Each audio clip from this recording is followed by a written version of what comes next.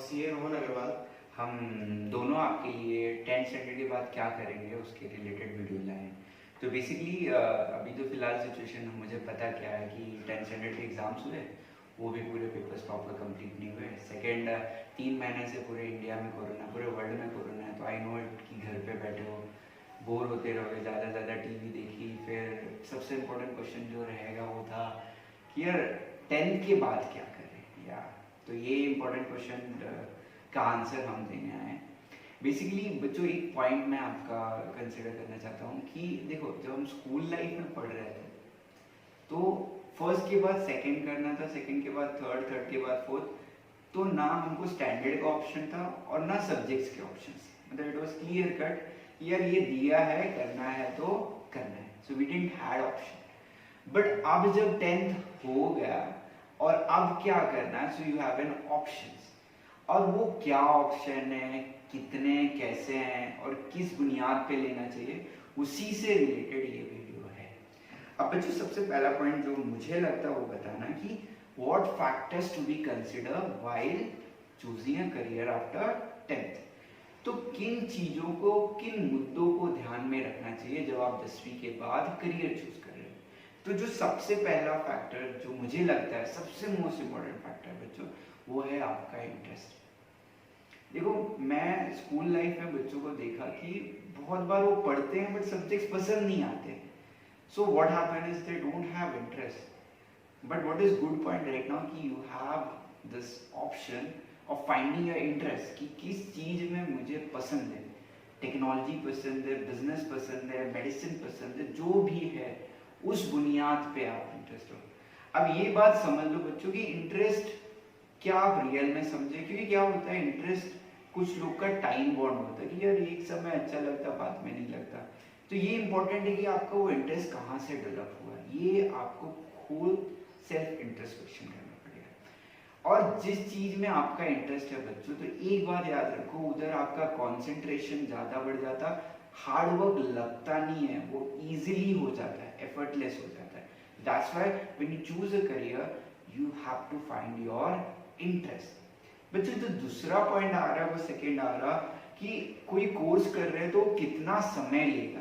जैसे आपकी school life 10th standard तक कितना समय लिया, तो आपका 10 ईयर स्पेंड कर दिया। तो वैसे आप जब कोर्स कर रहे हैं, whether you are doing a doctor, whether you are doing a CA or you are doing जैसे गवर्नमेंट कॉम्पिटिटिव एग्जाम, तो तो इससे कितना ड्यूरेशन लगता है, उसकी एलिजिबिलिटी क्राइटेरिया क्या रहती है। तो ये सबसे इंपॉर्टेंट कि if you are doing, you understand how much time it will take, is it 2 years course, 5 years course, तो you should remember this part. जो तीसरी पॉइंट बच्चों आ रही है वो आ रही है कि कॉस्ट ऑफ द कोर्स। अब ये कॉस्ट एनालिसिस या कॉस्ट पॉइंट मैं क्यों बोल रहा हूँ, क्योंकि सी हम सब, most of the people we are from middle group family. तो बहुत बार ये मायने रखते हैं कि यार कोई कोर्स करने जा रहे हैं तो इसमें पैसा कितना लग रहा है, क्या वो पेरेंट्स अफोर्ड कर सकते हैं या कोई और ऑल्टरनेटिव ढूंढना पड़ेगा। बिकॉज करना तो है, तो फिर और सारे ऑप्शंस क्या बन सकते हैं। तो इसलिए पहला इंपॉर्टेंट कि यू रिमेंबर दिस कि उसमें कॉस्ट क्या रहता है, कितना पैसा लगे, कितना एक्सपेंडिचर लगे। मैं ये नहीं बोल रही ये बहुत बड़ा पॉइंट है, बट ये एक इंपॉर्टेंट मुद्दा है जब आप करियर चूज करें, तो ये भी ध्यान में रखना चाहिए। नेक्स्ट बच्चों आगे जो आता है वो आता है सोशल स्टेटस। अब ये चीज साइकोलॉजिकल इन नेचर है कि आप देखोगे कि लाइफ में हम सब ना सेल्फ रिस्पेक्ट चाहते हैं ना, रिकग्निशन चाहते हैं। आज मैं देखता हूँ लोग टिकटॉक हो, फेसबुक हो, इंस्टाग्राम, सब अपने फोटोज मस्त एकदम बेस्ट सेल्फी वाली फोटो खींच के डाल देते हैं, and they all want more likes and all. तो मैं ये समझा कि यार it's human nature to get recognition, but वो रिकग्निशन में मैं मानता हूँ कि आपका नाम आपके काम से हो, और काम बोला तो आपकी डिग्री, आपका करियर, वो एक इम्पोर्टेंट एस्पेक्ट है, तभी तो जाके अच्छा काम कर पाओगे। That's why I am saying it कि आपको उसको सोशल स्टेटस उसका मेंटेन होगी सोसाइटी में, यार उसकी वजह से आपकी नाम, इज्जत, रिकग्निशन, फैमिली आपको जाने, लोग आपको जाने। तो ये एक इम्पोर्टेंट फैक्टर है। नेक्स्ट और एक सबसे इम्पोर्टेंट फैक्टर जो सबको अट्रैक्ट करता है वो तो बच्चों मॉनेटरी बेनिफिट। कि यार मैंने ये चीज देखा इंडिया में ना कि किस चीज में ज्यादा पैसा मिलता है ना, जिस चीज में ज्यादा पैसा मिलेगी, ज्यादा सैलरी में ना, फैट पैकेजेस, सैलरीज, वो चीज में लोग बहुत ज्यादा अट्रैक्ट होते हैं। So yes it is must, because life है, बिना पैसे के तो जिंदगी चलती नहीं, उसमें अच्छा पैसा मिला तो लाइफ और इजी जाएगी। तो that's why you should see what is monetary benefit. क्या ये ना हो यार चलो काम तो पसंद है, सब अच्छा है, बट पैसा ही नहीं मिलता, तो वो पॉइंट ना मेक श्योर कि you have to see that packages, अच्छे पैकेजेस। डॉक्टर के लिए एक अच्छी सैलरी मिल जाती है, एमबीए फ्रॉम आईआईएम अहमदाबाद अच्छी, एक सीए जैसे कोर्सेज उनके पैकेजेस अच्छे स्ट्रॉन्ग होते हैं। गवर्नमेंट में यूपीएससी एमपीएससी आईएएस ऑफिसर बन जाओ तो पैकेजेस। तो you should remember this point also. Next बच्चों जाते हैं तो होता है ग्रोथ अपॉर्चुनिटी। देखो सर लाइफ के आप ना एक most important crucial 20 to 40 50 30 40 years जो आप बिताते हो, तो उस प्रोसेस में आपको ना सिर्फ पैकेज सैलरी इंटरेस्ट, इसके साथ ही साथ एक और होता है यार कि growth. No I am today let's say basic supervisor से कल assistant manager, manager, CEO, MD, इस लेवल के पोस्ट पे जाओ, लोकल लेवल से state level, national level, international level के मार्केट पे आप कैप्चर करो। That is growth opportunity in terms of intellectual, physical, monetary. तो वो ग्रोथ होना जरूरी है। तो ये फैक्टर भी इंपॉर्टेंट आपको देखना है कि क्या उसमें मेरा ग्रोथ है। Because I tell you that people who choose career फिर ग्रोथ नहीं होता तो इतना पढ़ लिख के सब छोड़ के आ जाते हैं, देयर इज नो पॉइंट ना। तो इट्स इंपॉर्टेंट कि is there a growth into it. Next बच्चे जो आ रहा है वो आ रहा है जॉब सेटिस्फैक्शन। तो ये जो वर्ड सेटिस्फैक्शन, ये समझो सर कि आज 7 साल पढ़ के बिताएंगे, फिर 20-25 साल काम करेंगे उसमें, एंड अल्टीमेट क्या है, we want happiness in life. और अगर वो काम करके हम खुश नहीं है, बॉस के साथ इश्यूज, काम में मजा नहीं है, then there is no point doing that career. That's why I say my friend कि ये बात याद रखो, जो कुछ भी आप चूज कर रहे हो important should be happy with that, you are ready to live your 30 years life। वो वर्क ना लगे, वो वर्क आपका पैशन, प्लेजर, हैप्पीनेस लगे। वही होता है। आज मैं कभी सोचता हूँ यार 2-4 किलोमीटर दौड़ना कितना मुश्किल है। फुटबॉल प्लेयर को देख लो, क्रिकेटर विराट कोहली को देख लो, एक एक मैच में 15-15 20-20 किलोमीटर 8 आवर्स मैचेस, बट इतना एफर्ट कहाँ से आता है? Then it realize it's there passion.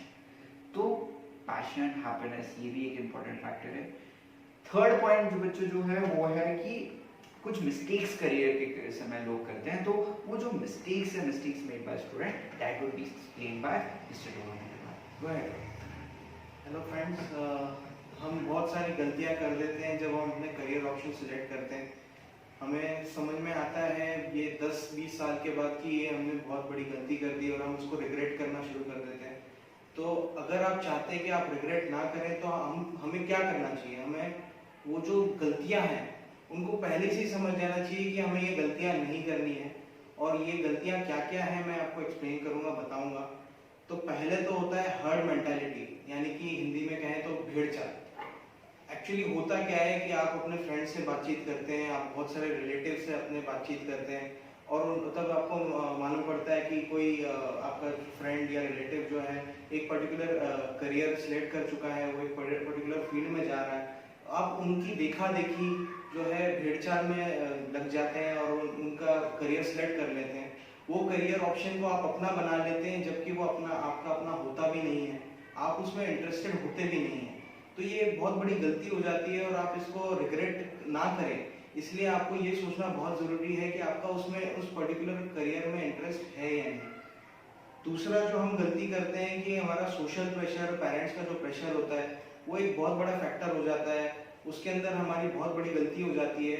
हम अपने पेरेंट्स की बात मान लेते हैं और ये नहीं समझ पाते हैं कि हमारे पेरेंट्स जो बोल रहे हैं क्या आप उसमें सेटिस्फाइड हैं, क्या आप उसमें संतुष्ट हैं अपने आप में। कि भाई जो अगर आपके पेरेंट्स अगर आपको फोर्स करते हैं कि नहीं बेटा मेरा तू तो सीए ही करना, लेकिन अगर आपका मन ना हो और आप उसमें चले जाओ, उस करियर ऑप्शन को सिलेक्ट कर लो, तो आप उसमें मेहनत करके भी आप खुश नहीं हो पाओगे।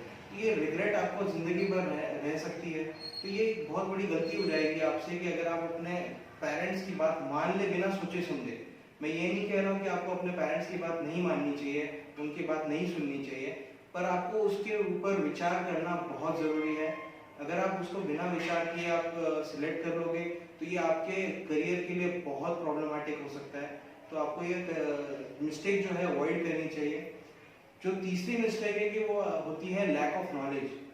कई बार आप आधी अधूरी नॉलेज से आप जो है करियर ऑप्शन चुन लेते हैं, आपको पूरी तरह से पता भी नहीं होता है कि उस पर्टिकुलर करियर में क्या क्या सब्जेक्ट्स हैं, आपको कितना टाइम लगाना पड़ेगा। जैसे कि सर ने एक्सप्लेन किया कि आप उसके जो फैक्टर्स हैं वो आप पूरी तरह से समझ भी नहीं पाते हैं कि उसके अंदर आपका इंटरेस्ट है या नहीं, टेन्योर क्या है, कॉस्ट एनालिसिस क्या है।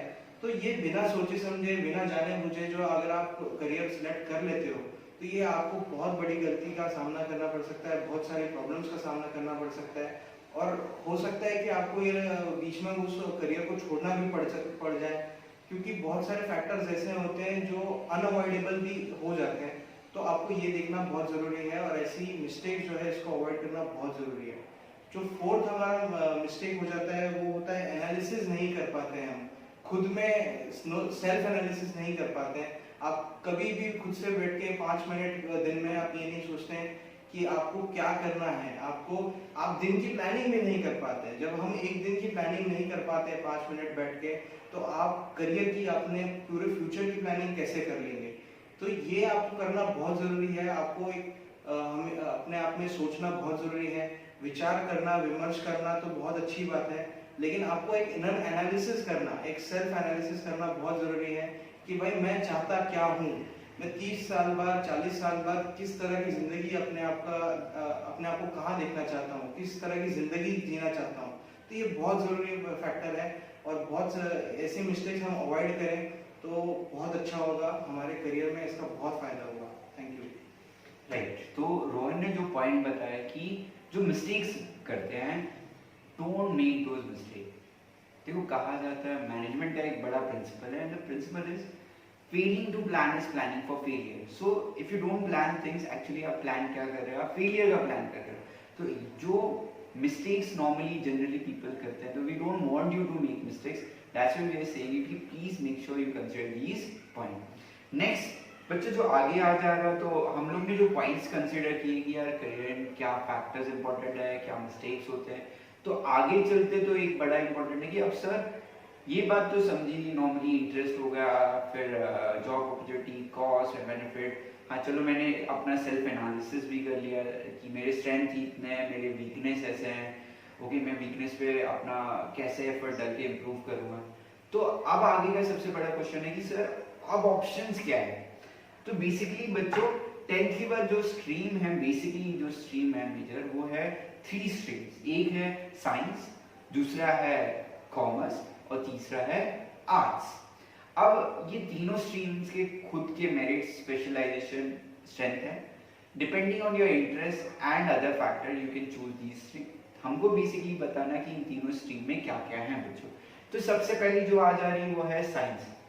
तो माना जाता है यार जो बच्चे बहुत स्मार्ट हैं, बहुत इंटेलिजेंट है, हार्ड वर्किंग है, बचपन से ही बोलते हैं ना कि स्टूडेंट्स हैं 90% आराम से हमेशा आता, कभी कभी फोटो भी आ जाता उनका।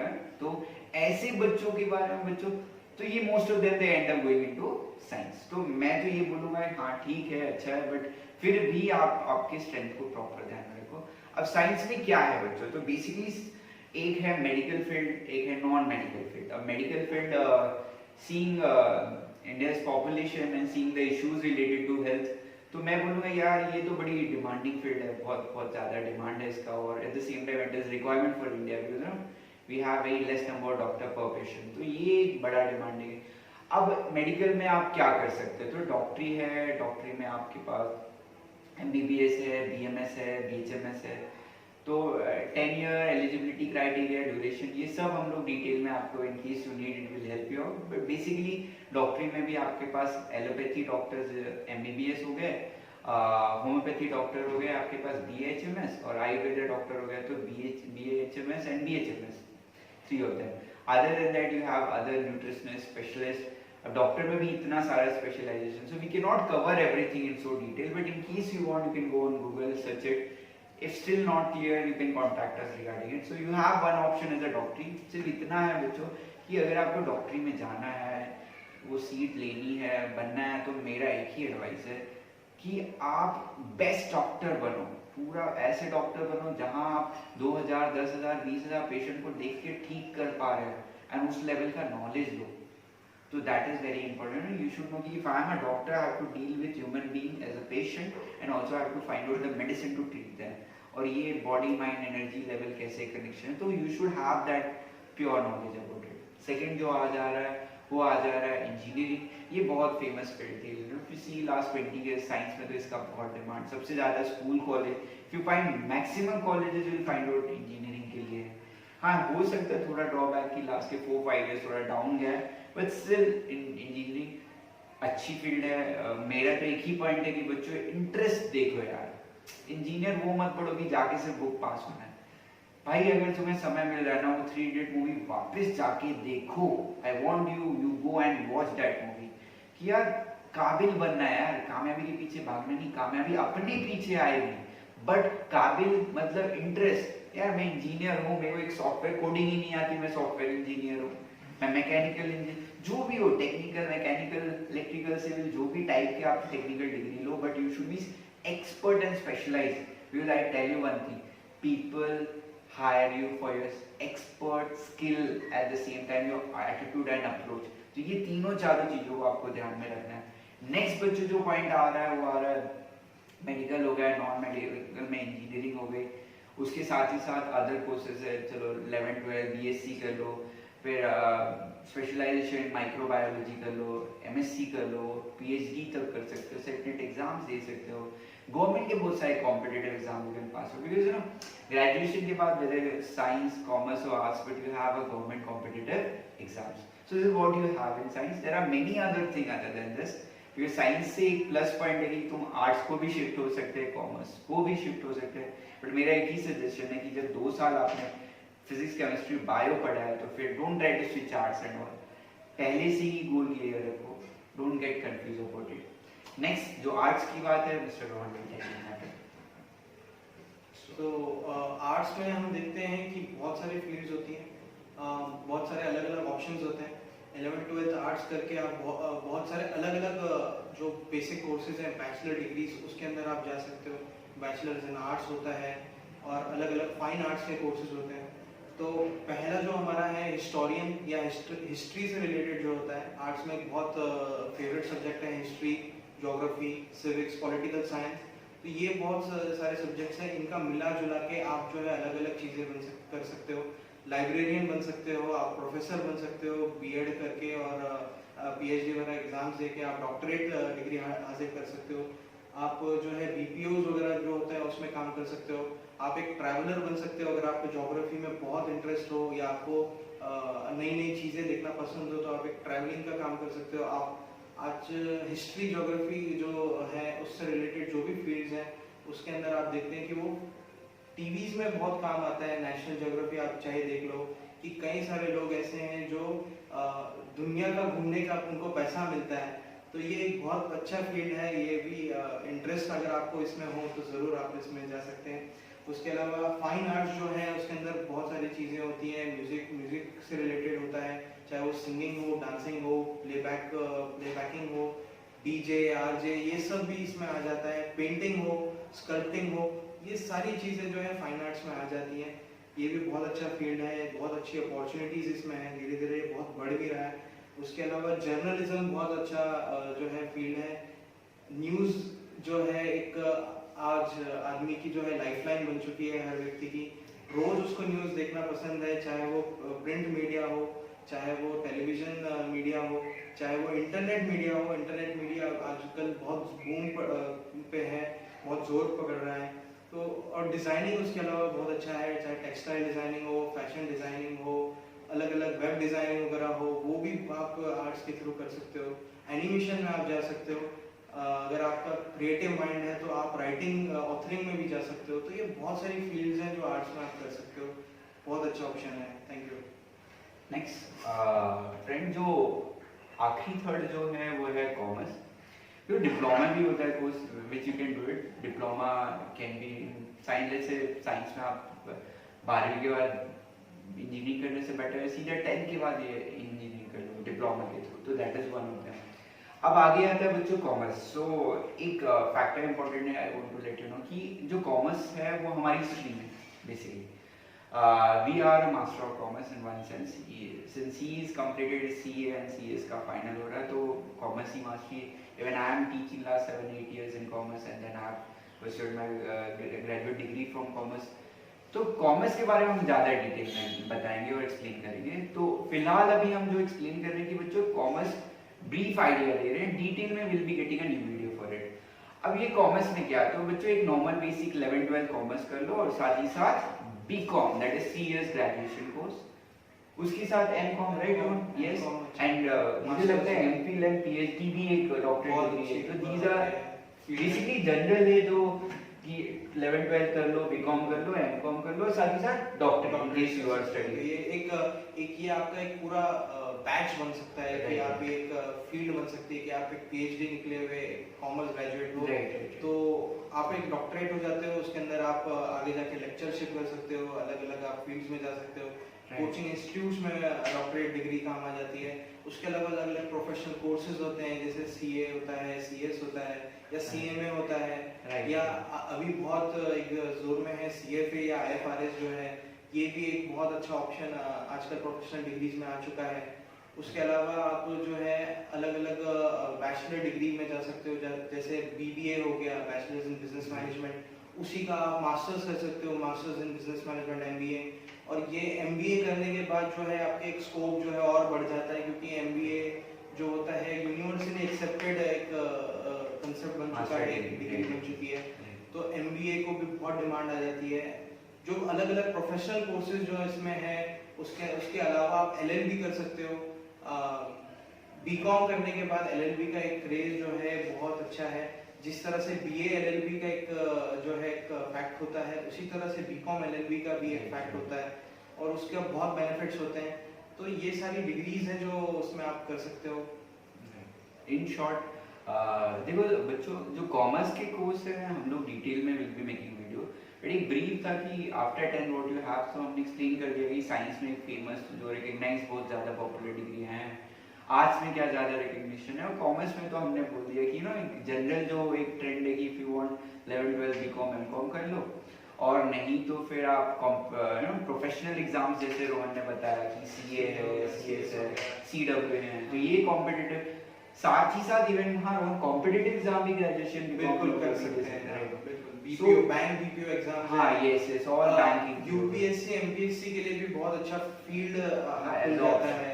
आपको पता होगा कि यूपीएससी एमपीएससी में स्पेसिफिकली आईएएस और आईआरएस के लिए सीट्स अवेलेबल होती है। आईआरएस यानी कि इंडियन रेवेन्यू सर्विसेज, और आईएएस यानी कि इंडियन इकोनॉमिक सर्विसेज। ये सारे जो सर्विसेज होते हैं, इसके अंदर कॉमर्स ग्रेजुएट और कॉमर्स रिलेटेड जो स्टूडेंट्स हैं, उनके लिए स्पेसिफिक जगह अलॉटेड होती हैं, और उनको ये सब चीज़ें करने में या इन पर्टिकुलर फील्ड्स में जाने में ज़्यादा दिक्कत भी नहीं होती है, क्योंकि वो ऑलरेडी कॉमर्स से पढ़े हुए बच्चे होते हैं। और एक और बात जो बहुत जानने वाली है कि जो सीए होता है, सीए के बाद जो है हमारे इंस्टीट्यूट ने जो है चालू किया हुआ है कि यूपीएससी और एमपीएससी कोर्सेज के लिए उन्होंने स्पेशल एक अनाउंसमेंट करके और अपना एक फील्ड बना रखा है कि ज़रूर, ताकि ज़्यादा से ज़्यादा सीएस वगैरह जो है, जो प्रैक्टिसिंग मेंबर्स वगैरह भी हैं, वो ज़्यादा से ज़्यादा ये कॉम्पिटिटिव एग्जाम्स दें, क्योंकि जैसे कि आप जानते हैं कि सीए बहुत डिफिकल्ट डिग्री होती है। तो आईसीएआई भी चाहती है कि ऐसे लोग जो बहुत लर्नेड होते हैं या हाई स्टडीज करके आते हैं, वो और हाई स्टडीज करें, अच्छे लेवल पर जाएं और वो देश की सेवा कर पाएं। तो ये जो है ये बहुत अच्छा फैक्टर है जो है आईसीएआई ने निकाला है। ये बहुत इंपॉर्टेंट फील्ड है, आप इसके बारे में ज़रूर ध्यान दें, बहुत फ़ायदा हो सकता है आपको। इसके बारे में और डिटेल हम एक नया वीडियो निकालेंगे, उसमें आपको और जानकारी दी जाएगी। Thank you friend, please share and subscribe my channel.